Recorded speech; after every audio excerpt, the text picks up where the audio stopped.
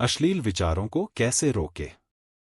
अगर ना चाहते हुए भी मन में अश्लील विचार आते हैं तो बुद्ध की यह कहानी आपके विचारों को बदल सकती है। एक बार चंद्रवंशी राजकुमार भरत बुद्ध के सानिध्य भिक्षु के रूप में दीक्षित हुए।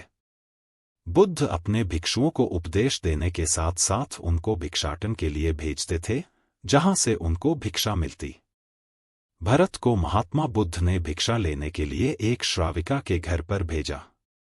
भरत रास्ते में चलते हुए सोच रहे थे कि ना जाने आज खाने में क्या मिलेगा। हमेशा महल में खाने के लिए अनगिनत स्वादिष्ट भोजन मिलते थे, लेकिन आज जो भी मिलेगा उसी से काम चलाना पड़ेगा। भरत ने श्राविका के घर पर जाकर भिक्षा के लिए याचना की। श्राविका ने भरत को बैठने के लिए कहा।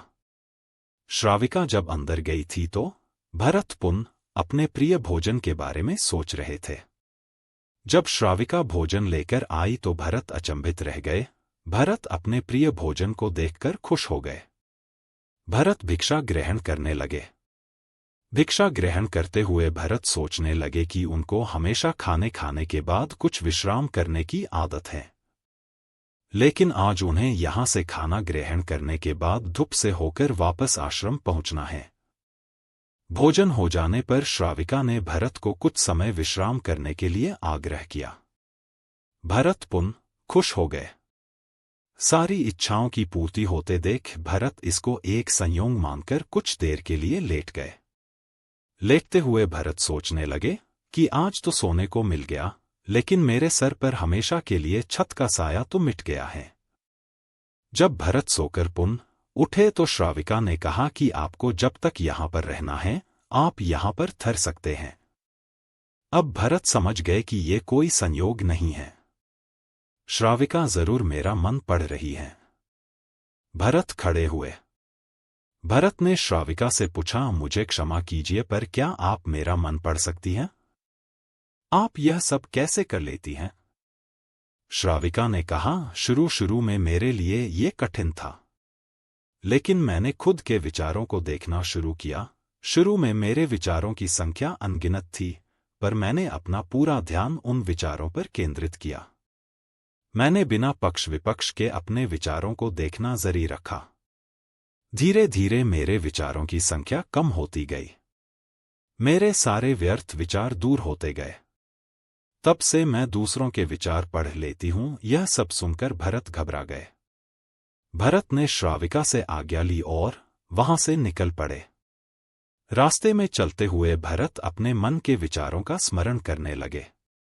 भरत के मन में श्राविका के बारे में अश्लील विचार आए। श्राविका ने भरत के बारे में क्या सोचा होगा?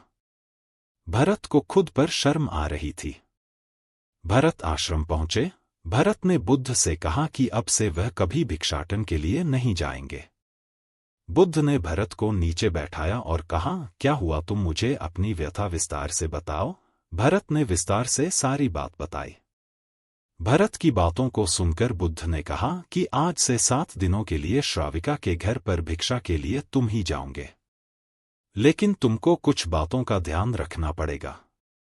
कल तुम जाते हुए अपने चित्त को पूरे होश में रखना।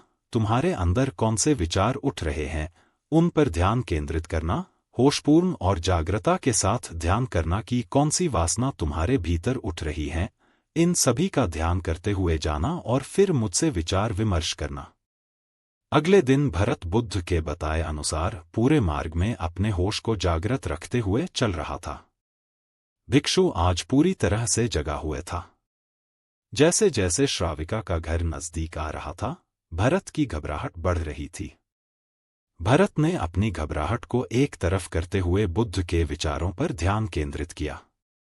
जब भरत श्राविका के घर पर पहुंचा तो उसके दिमाग में केवल एक सन्नाटा था, जिसके भीतर कोई वासना नहीं, कोई कामना नहीं, ना कुछ अच्छा पाने की इच्छा थी।